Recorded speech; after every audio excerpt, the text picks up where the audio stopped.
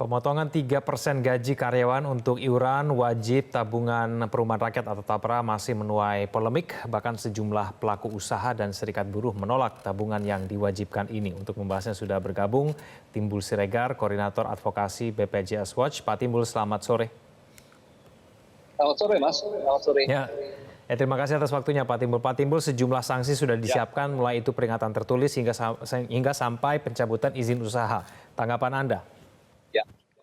Ya, jadi memang Undang-Undang 4 2016 itu di pasal 72 dengan sangat jelas menyatakan menulis tentang sanksi ya, sanksi bagi peserta mandiri maupun pemberi kerja yang tidak mendaftarkan. Tapi sanksi untuk pemerintah tidak, karena kan salah satu peserta kan ASN ya.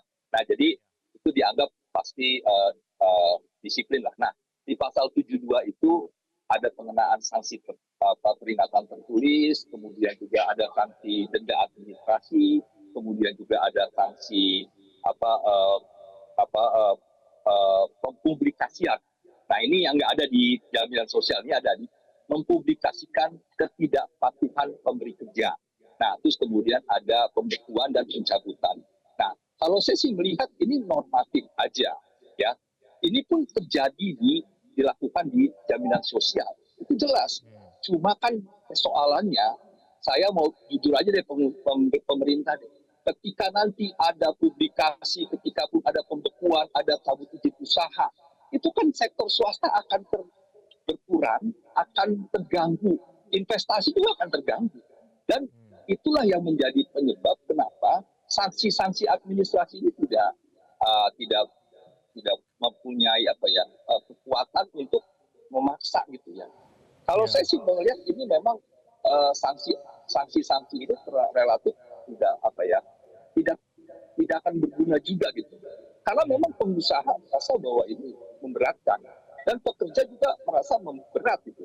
Nah, jadi artinya kalaupun ada sanksi tertulis ya, peringatan tertulis 10 hari, kalau nggak ada lagi, tulis 10 hari lagi. Sanksi denda administrasi, setelah sanksi peringatan tertulis kedua selesai, dikasih pengenaan denda administrasi 0,1% per setiap yang simpanan yang tidak dibayarkan.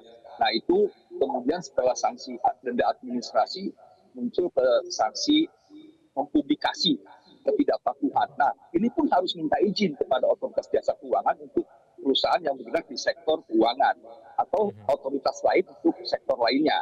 Nah, kalaupun publikasi ini juga tidak mempan istilahnya, itu masuk kepada sanksi pembekuan usaha. Pembekuan usaha nggak mempan juga lari ke pencabutan.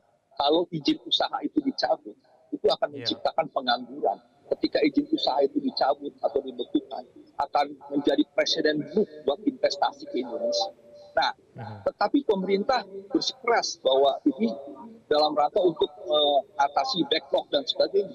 Menurut saya, kembali backlog itu bukan dengan cara begini, memaksa pekerja untuk membayar iuran 2,5%. Demikian juga dengan pengusaha. Pengusaha punya habit sendiri yang pekerja juga. Nah, tinggal bagaimana seharusnya sanksi-sanksi ini akan diperhadapkan pada persoalan pengangguran, akan berkorelasi dengan investasi yang akan masuk menjadi presiden dulu. Oh, saya kalau nggak masuk ini akan kena sanksi sampai terakhirnya pencabutan izin. Kalau saya berusaha untuk tidak mau dicabut tapi dicabut, akhirnya saya akan keluar. Pengangguran akan menjadi bertambah. Ini kan menjadi sebuah kontraproduktif menurut saya. Nah, jadi nggak usah diwajibkan, tetapi memang disukarelakan saja. Tetapi kalau dia sudah menjadi komitmen menjadi peserta, baru diadukan juga secara persuasif gitu ya. Nah, pelaksanaan sanksi itu pun di jaminan sosial nggak pengaruh. Sampai sekarang ada PP 86 2013 tentang sanksi tidak dapat layanan publik. Persoalannya, apakah lembaga, kementerian ataupun pemerintah daerah yang memiliki otoritas untuk melakukan pembekuan dan pencabutan izin usaha melakukan itu? Sampai sekarang tidak ada. Pengusaha yang dicabut izinnya dibekukan karena tidak menjalankan perintah jaminan sosial. Dan itu pun akan terjadi juga di dengan sanksi yang sepertinya Sepertinya normatif begitu ya, tidak mungkin kaku dijalankan oleh Iya, pemerintah, lalu iya, kemudian banyaknya yang menolak mengenai tapera ini. Apakah ini iya, semakin menambah iya. alasan bagi perusahaan swasta maupun peserta mandiri untuk tidak mengikuti program ini, Pak Timbul? Ya, tentunya kalau bisa dibilang bagi pekerja dan pemberi kerja, ini kan sudah ada alternatifnya. Ada upaya lain yang bisa menyediakan rumah. Tetapi kalau dipaksa, ya orang kalau dipaksa nggak mau. Dan pekerja dan pengusaha juga akan bilang, kalaupun mau disanksi tertulis, denda, kemudian publikasi, pembekuan sampai pencabutan, itu tidak akan dilakukan. Percaya deh. Karena pemerintah daerah akan berpikir gini, kalau dibekukan, dicabut, nanti dia akan kabur, akan tutup, pengangguran di sini bertambah, pendapatan asli daerah saya akan berkurang, dan sebagainya. Pertimbangan-pertimbangan itulah yang akhirnya sampai sekarang nggak ada tuh pembekuan pencabutan izin usaha pada ketidakmauan pengusaha membayar jaminan sosial. Nah, jadi apalagi kalau jaminan sosial udah jelas baik, tapi kalau ini kan belum tentu memberikan faedah kepada pekerja.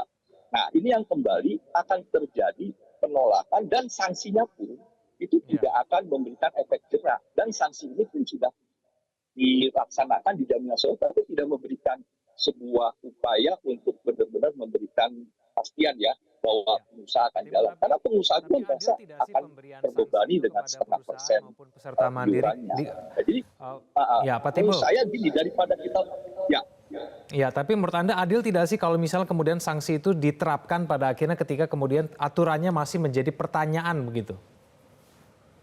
ya memang itu tidak adil. Jadi kalau sesuatu yang memang tidak adil kan, kalau tujuan hukum itu kan ya ada keadilan, pemanfaatan dan kepastian hukum ya, kata Gustav Hertz. Nah, tentunya keadilannya bagi pekerja itu apa ketika dia harus mengalami tiap bulan nanti di 2020 Ya. inflasi yang menghantam upah mereka, karena naiknya 3-4% dipotong 2,5%, artinya bersih-bersihnya 0,5 sampai 1,5%. Mereka dihantam sama inflasi, daya beli menurun, dan upah realnya Ya. menurun. Keadilan apa? Pemanfaatan mereka ketika pun ikut, mereka belum tentu menjadi peserta, belum tentu mendapatkan manfaat. Nah, ketidakpastian hukum itu di mereka ini apa yang kita akan dapat ketika tabungan kami 10 tahun, 30 tahun ditabung di tapera dengan imbal hasil yang tidak pasti. Nah, ini kan menjadi persoalan sehingga peluang untuk melakukan pembangkangan tanda kutip itu terjadi. Dan kedua, dipikir nggak akan pernah memberi Pemda, pemerintah pusat membekukan, mencabut izin. Saya katakan, karena apa? Di situ akan terjadi pengangguran, akan terjadi investasi menjadi investor akan merasa kok jadi peraturannya begini, artinya mengancam kami. Kemudian kami nggak datang ke Indonesia. Nah, ini kan Ya. persoalan bagaimana saat ini kita sedang meningkatkan semangat untuk menarik investor. Bagaimana kita semangat untuk menurunkan tingkat pengangguran terbuka. Kita yang 7,2 juta di Februari Ya. 2024 kemarin. Bagaimana kita juga harus meningkatkan investasi untuk membuka lapangan kerja yang sebesar-besarnya. Nah, ini kan Ya. persoalan yang memang tentunya Ya. akan Pak Timbul. diperhadapkan pada sanksi-sanksi yang di pasal 72 ini. Mhm. Pak Timbul, dari preskon kemarin tampaknya program ini akan tetap dijalankan meskipun ada banyak sekali suara penolakan terhadap program ini. Menurut Anda apa yang harus dilakukan oleh pihak pengusaha maupun buruh begitu dengan program ini?